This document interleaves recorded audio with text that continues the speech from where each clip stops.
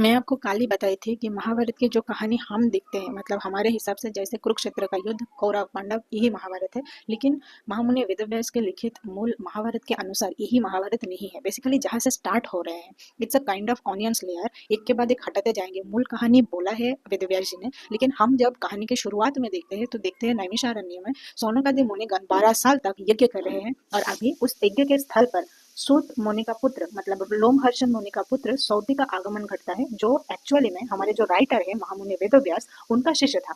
तो उन्हीं के मुंह से हम पहला लेयर को जानते हैं कि सौनकादि मुनि सूत मुनि का पुत्र सौती से पूछा है। This is the first layer. तो आज उसी के बारे में हम बात करेंगे, but before starting let me introduce myself. I am Swati, a life long learner, a study lover and welcome you all once again to my channel. This is the day 44 of Swadhyay challenge जो हम 360 days के लिए लिए थे और it's continuing. So without any further delay let get start.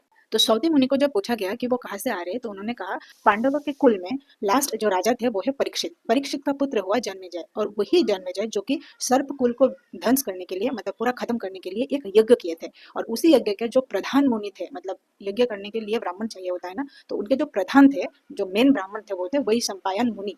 अब वही सम्पायन मुनि के द्वारा व्यास विरचित कथा श्रवण कराया जाते हैं, जहाँ पे मुनि सौती भी प्रेजेंट थे, वो भी सुन रहे थे। तो क्या कथा वही सम्पायन मुनि ने बताया जन्मेजय को? उन्हीं के वंश की कथा, जिसको हम आज भारत अखंड तथा महाभारत के नाम से जानते हैं। तो देखिए फर्स्ट लेयर है सौनकादि मुनि सौती मुनि से पूछा। सौती मुनि कह रहे हैं कि वो व्यास का शिष्य है, व्यास के मुंह से कहानी सुने हैं पहले, लेकिन अभी वो जहाँ थे वो है जन्मेजय के सर्व यज्ञ में, जहाँ पे वही सम्पायन मुनि यही भारत अखंड का अर्थात कौरव पांडवों की बातें बता रहे थे, जो वो सुन रहे थे। मतलब आप अगर यहाँ पे देखेंगे ना, इतने सारे कैरेक्टर, इतना सब कुछ है, ध्यान से नहीं सुनेंगे या नहीं पढ़ेंगे तो यू कांट अंडरस्टैंड। अभी तक मैं 7-8 बार इस किताब को फुल्ली कंप्लीट कर चुकी हूँ, फिर भी एक एक कहानी खत्म करती हूँ, फिर मुझे वापस जाना पड़ता है ये देखने के लिए कि मतलब सही समझे ना, ये उनको बोले वो उनको बोले ऐसे। तो प्लीज थोड़ा पेशेंट लेके सुनेंगे तो भी आपको समझ में आएगा। जो सीरियल में टीवी में दिखाया जाता है वो एक ड्रामेटिक फॉर्म है, उसको अलग से स्क्रिप्ट राइटिंग करना होता है, लेकिन एक्चुअली में महाभारत हमें क्या बताते हैं हम बुक से डायरेक्टली चर्चा करेंगे। तो चलिए आगे बढ़ते हैं। तो कहानी का शुरुआत अब होती है जहाँ पे भृगु वंश का उपखंड बताया जाता है, मतलब भृगु मुनि का वंश से ही कहानी का शुरुआत होते हैं, महाभारत का स्टार्टिंग।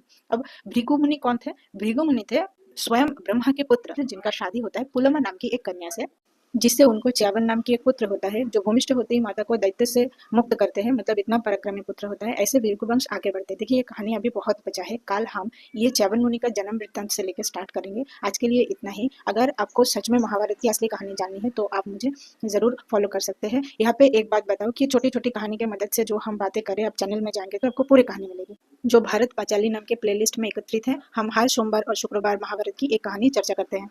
आज के लिए इतना ही। राधे राधे।